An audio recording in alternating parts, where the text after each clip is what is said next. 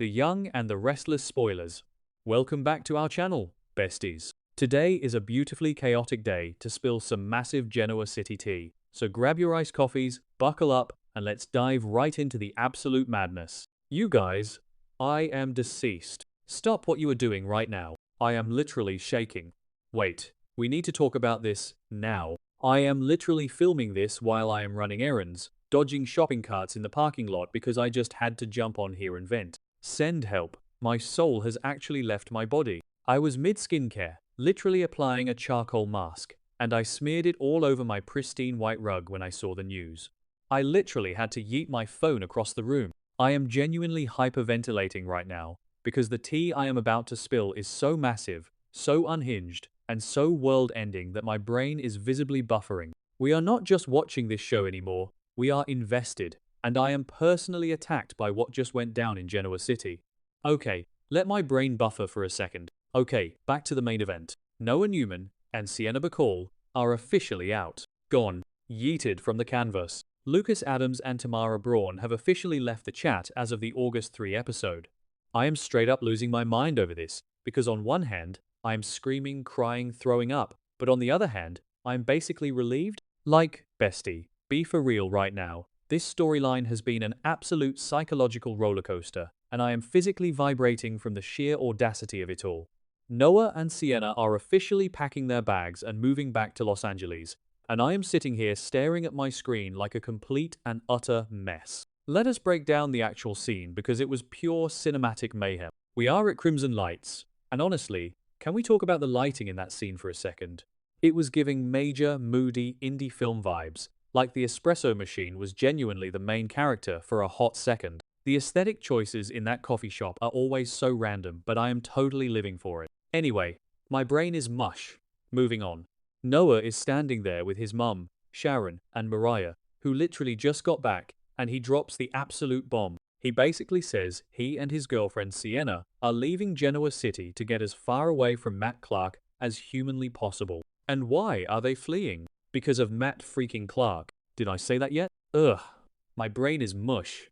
Matt Clark is officially on my do not perceive list. I am so done with this man. He has been terrorizing them, manipulating Sienna, and basically turning Noah into a paranoid, exhausted wreck. Noah straight up tells Sharon that they need distance from Matt. And honestly, who can blame them? The stakes are astronomical right now. Matt has been playing these unhinged mind games, and Noah and Sienna have been fighting non-stop because of it. It is a high-octane psychological masterpiece of trauma, and I am clutching my chest because I am literally too unwell to handle it. Wait, backtrack for a second. I missed a step. We have to talk about how Matt was manipulating Sienna in the first place. Matt was basically gaslighting her into thinking he had changed, that he was this completely reformed person. And Sienna, bless her heart, was actually starting to believe him, which is honestly so unhinged.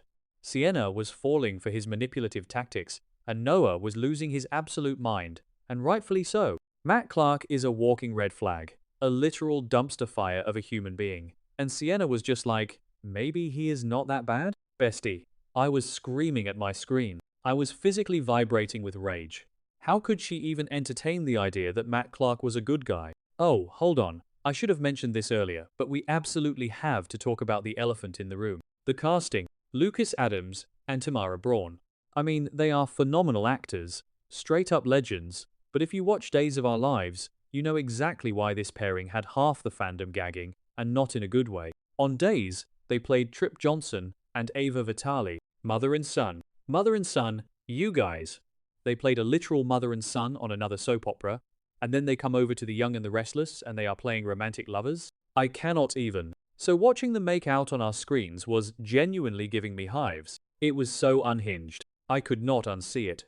Every single time they had a romantic scene, every time they stared longingly into each other's eyes, my brain was just screaming, "That is your mother!" It was a bold choice by the casting department, and honestly, a lot of fans who also watch Days were straight up uncomfortable. Like, I respect the hustle, they are getting their bag, but my brain was glitching every single time they kissed. It was a psychological thriller just watching them interact, and do not even get me started on the vibes. The vibes were chaotic, messy, and purely human, but also deeply, deeply disturbing if you knew their past roles. Let us talk about Noah for a second. because I am personally offended by how the writers treat this boy. Noah Newman cannot catch a break. Every single time he finds love, it turns into a complete emotional train wreck. Remember his past relationships? It is always disaster, death, or betrayal. He is like a magnet for absolute chaos.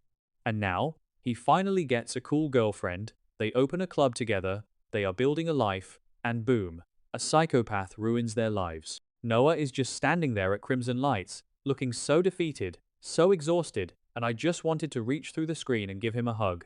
He is a victim of his own family's insane law, and his grip on reality is slipping just as much as mine is. Speaking of their club, wait, I am glitching again. Okay, so Noah and Sienna are leaving, which means they are abandoning the Shadow Room. And who is taking over? Danny Romalotti. Did I say that yet? Danny Romalotti is giving up his rock star life, his tours, his legendary music career, to manage a nightclub in Genoa City. I am literally shaking at the absurdity of it all. But honestly, it fits the chaotic energy of this entire situation. The Shadow Room was supposed to be Noah's fresh start, his legacy, and Matt Clark just stomped all over it. So now Danny is going to be pouring drinks and dealing with the local drama. I am manifesting a total dumpster fire by the next update, because Danny managing a club is going to be pure, unfiltered chaos. Now, let us spill the behind-the-scenes tea, because this is where it gets genuinely fascinating, and where my brain starts to spiral into existential tangents. This entire exit storyline for Noah and Sienna was penned by the outgoing head writer Josh Griffith.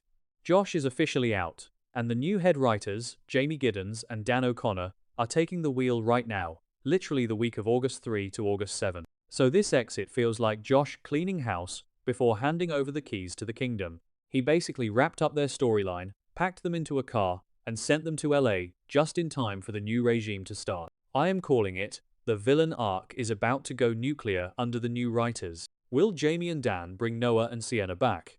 Noah did drop a little Easter egg during his goodbye scene at Crimson Lights, hinting that this move to LA might only be temporary. He basically said they just need a break from Matt Clark, which leaves the door wide open for a return. But with the new writers, who knows? They might completely reboot the canvas.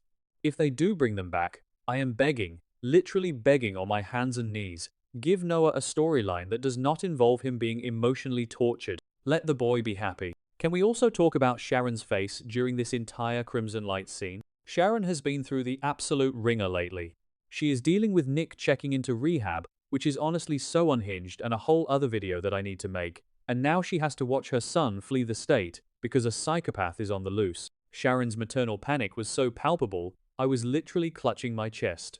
She just wants her kids safe, and Genoa City is basically Gotham right now. The absolute cinematic drama of Sharon standing there, realizing she cannot protect her son from the madness of their own town, was a 10 out of 10 masterpiece. And Mariah was there too. Mariah, who is dealing with her own monumental legal and mental health crises with Devon and the whole Dominic kidnapping fallout, having Mariah stand there while Noah announces he is leaving, it was just a lot of trauma in one room. I genuinely felt like I needed a therapy session after watching it. The Newman Copeland family is straight up cursed, besties. They cannot have one normal day. Someone is always getting kidnapped, manipulated, or fleeing the state. Mariah just got back. She is trying to piece her life back together, and now her brother is running away. It is a messy, unfiltered, emotional train wreck. Let us circle back to Matt Clark, because he is the architect of this entire mess. Matt is officially the most toxic person in this town, and that is saying a lot. He got his ankle monitor off thanks to Phyllis, and do not even get me started on the vibes of that disastrous decision. Phyllis is officially on my do not perceive list for that one. Now Matt is roaming free, destroying lives without even having to lay a finger on anyone. He did not even have to physically harm Noah and Sienna this time. He just psychologically broke them down until they had to run. That is some next level villainy. He played on Sienna's empathy, he played on Noah's paranoia, and he won. Matt Clark straight up won this round, and I am physically ill thinking about it. I am literally too unwell to handle the gravity of these events. My grip on reality is slipping, making it absolutely clear that this situation is now my entire personality, and I am not okay. Noah and Sienna are gone. The mother and son days of our lives curse is finally lifted from our screens, which my brain is very thankful for, but the emotional damage is already done. Matt Clark is winning, Danny Romalotti is a club manager, and the new writers are about to unleash whatever they have planned.